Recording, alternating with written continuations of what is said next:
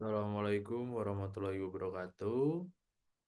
Good evening, everyone. Let me introduce myself. My name is Tertius Juan Purba, but you can call me Juan. And for today opportunity, I will explain about the engineering economics.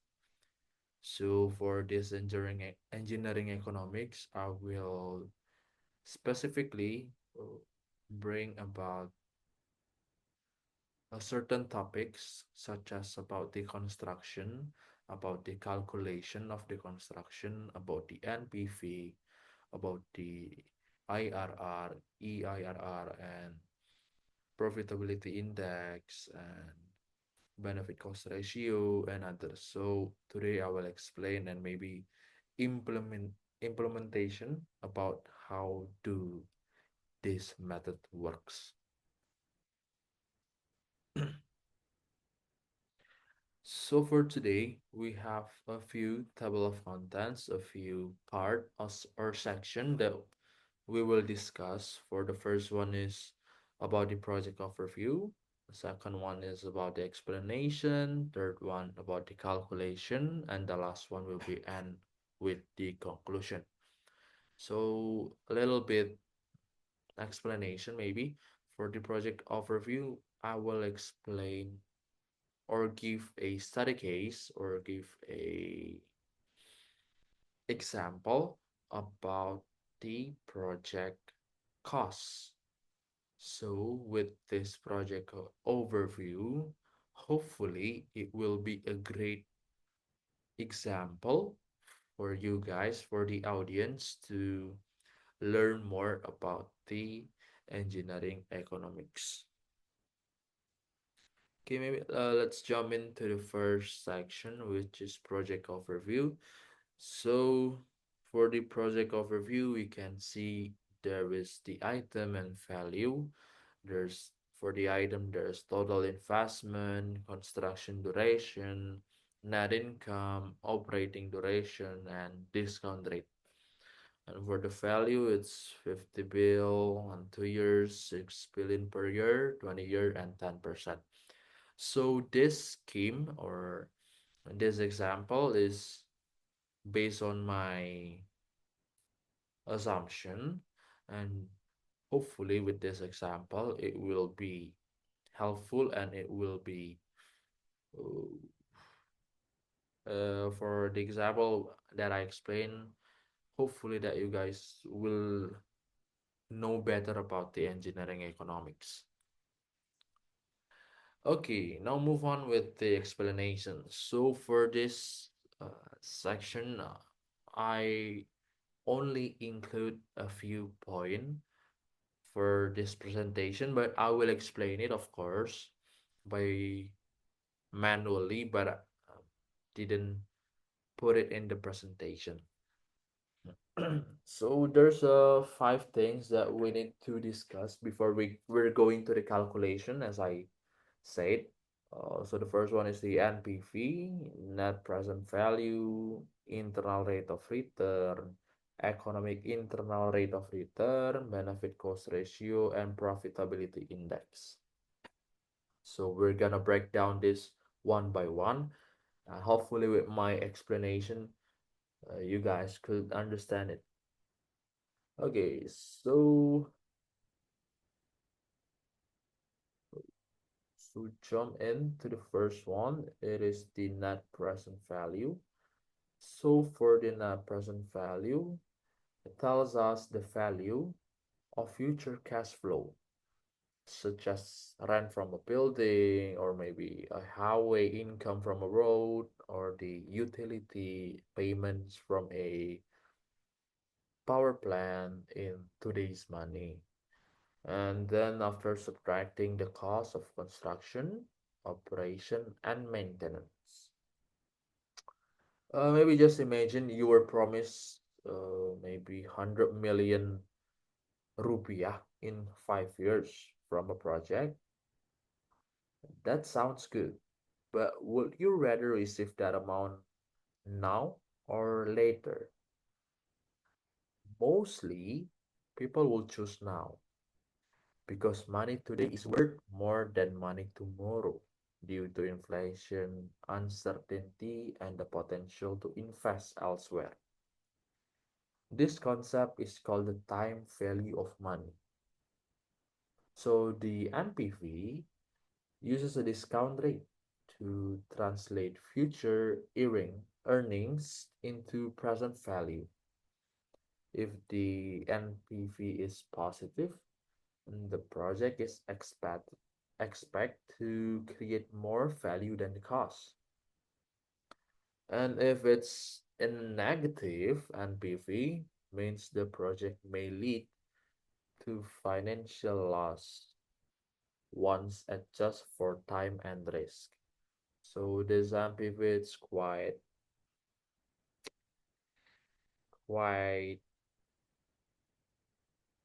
serious because it has a pro and cons if it's positive or negative, and it is if it's negative and it is not good for the cash flow actually. And for this NPV, there's several advantages and disadvantages. And for the advantage is the consider time value of money explicitly, and the other advantage is show actual value create in real monetary terms, and it helps decide whether to proceed with or reject a project. For the disadvantage, it requires careful estimation of future cash flow and the correct discount rate. But it's not ideal for comparing projects of very different size without additional context. So that is about the NPV, the explanation, the analogy, and the advantage and disadvantage. Um, uh, Carry on to the internal rate of return. Is the interest rate which the NPV of all future cash flow becomes zero. That's why I put it where NPV equals to zero. It reflects the project expect annual return based on current cost and revenue projection. Think of it as asking if this project were a saving account, what interest would it earn? So if the IRR is higher than your required return, then the project is attractive. For example, maybe if a power plant project has a ERR in maybe just let's say 13%, and your investment benchmark maybe 9%, then the project is likely a good opportunity. For the advantage of the IRR is easy to interpret and compare, and the higher IRR, the better return. IRR are also useful for ranking projects, especially when the capital budget is tight, and it's popular with private investor and decision makers. For the disadvantage, it can give misleading result if the project has irregular or multiple cash flow patterns, doesn't reflect the scale of the project. Small but high IRR project might not be the best overall choice. Carry on to the economic IRR, extend the concept of the IRR, of course, by including the non-financial benefits like reduced travel time, increased employment, improve health outcomes, or reduce pollution. This is crucial for public and social infrastructure projects where cash flow is not the only consideration. So, for example, maybe a new water treatment facility may not earn much direct revenue, but could drastically improve health and productivity. So the economic is one of the big consideration, exclude the cash flow. And the economic internal rate of return advantage is the reflects broader social and economic benefits beyond profit, and the essential for public policy and infrastructure decision, and it justify long-term investment with indirect payoff. And for the disadvantage, it relies on assumption about the value of social outcomes, and it's harder to measure and validate them than financial returns. Carry on to the benefit cost ratio. BCR compares the total present value of a project benefits to the total present value of its costs. It provides a straightforward efficiency measure. For example, BCR of 1.8 means that for every one Indonesia rupiah spent, you get 1.80 Indonesia rupiah in benefits. A ratio greater than 1 indicates a worthwhile project. BCR is particularly useful when comparing multiple proposals or when working under strict budget constraints. It gives a quick comparable figure to rank the alternative. And for the advantage, simple and intuitive, easy to explain to the stakeholders, and useful for comparing multiple projects with limited budgets, and great for initial screening of proposals. And for the disadvantage, doesn't consider the scale or magnitude of total returns, and sensitive to how benefits and costs are defined and valued. And the last one carry on to the last point, which is the profitability index or PI. So PI measure how much value is created per unit of investment. It is the ratio of the present value of future cash flow to the initial cost. For instance, a PI of 1.4 means that for every 1 Indonesia rupiah invest, the project returns with 1.4 Indonesia rupiah, resulting in a 40% surplus. So it is closely related to BCR but mainly used in capital budgeting to evaluate project efficiency. MPI is particularly effective when companies or institutions must choose among several projects but can only fund a few. For the advantage is the efficient for selecting among competing projects with limited funds, and shows value per unit of investment, great for optimization, and works well in resource constrained environments. For the disadvantage is doesn't show absolute value created like the MPV does, and may overvalue small and efficient projects that don't generate large scale returns. So from this 5 point, each of these indicators give a different lens through which to evaluate a construction or a infrastructure project. So that is the explanation, and we carry on to the calculation for each indicators. Okay, so for the first one, it's the MPV. Yes, we're going to the MPV, net present value. We're projecting the cash inflow of Indonesia rupiah 6 billion for every years for 20 years, starting from year 3. We discount each year cash flow using a 10% discount rate. So when we sum up all of those discount values, the total present value of the benefit is around 75.82 billion. And then we subtract our initial construction investment, which is 50 billion.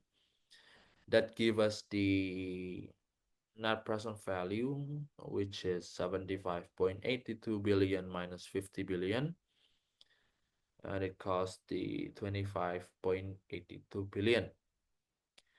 And since this value is positive, it means that the project adds real economic value and it will be a financially wise decision. As I said in the presentation, it is expected to generate strong returns due to the NPV is positive. Carry on to the IRR calculation. So for the IRR calculation, actually I'm using the Excel uh, application to help me to calculate the IRR. And then this is the discount rate where the NPV becomes exactly zero, as I explained before at the previous slide, and the project breaks even. We find this using the Excel function or financial calculator, and it comes out to around 16.3%. Now compare that to our benchmark rate of return, which is 10%. Since the 16.3 is bigger than the 10%, then the IRR confirms that the project is financially viable and will return more than we expect from other investment or interest rate. Carry on to the EIRR calculation or economic internal rate of returns. It is similar to the IRR, but we include extra economic benefits beyond just direct income. Just let's say this project contributes an extra 2 billion Indonesian rupiah per year to the local economy, maybe through job creation, local business impact, and tax revenue. That brings the total annual benefit to the 8 billion Indonesian rupiah. So when we calculate the EIRR using this update figure, we get about 20.1%. And this shows the project doesn't just make financial sense, it also brings strong public value. Carry on to the benefit cost ratio. The formula is PV of benefit divided by PV of cost. Um, this is a simple ratio. We divide the present value by the present value of cost, and so that the 75.82 billion divided by 50 billion, which give us a 1.52. That means for every one Indonesian rupiah we spend, we receive 1.52 in return. So it is higher than the than we spent. So the project passed the profitability test. And for the last section is the profitability index. The formula is the MPV plus investment divided by investment. It's just like the PCR. Actually, this tells us that in $1, one Indonesian rupiah we invest brings back the 1.52 in value. So this is useful if you have multiple project and limited funds. You can choose the one with the highest. So from these five indicators, we could give a summary or conclusion. The conclusion, so there's a criterion, value, and the result. For the MPP is 25.2 billion, the IRR is 16.3%, and EIRR is 20.1%, and for the BCR is 1.52, and the PI is 1.52. So based on all the financial indicators, the construction project is financially and economically feasible. It provides a strong return on investment and also contribute positively to the broader economy. So this makes it a solid and reliable project to pursue from both a business and development perspective. I think that's all from my presentation and for my short short mm, sh- short matter about the economic engineering. I hope that the audience could receive the information well and it will be helpful for you guys one day. I think that's all from me. Thank you for watching. Don't forget to like, subscribe. Okay, I think that's all from me. Thank you guys and see you in the other opportunity.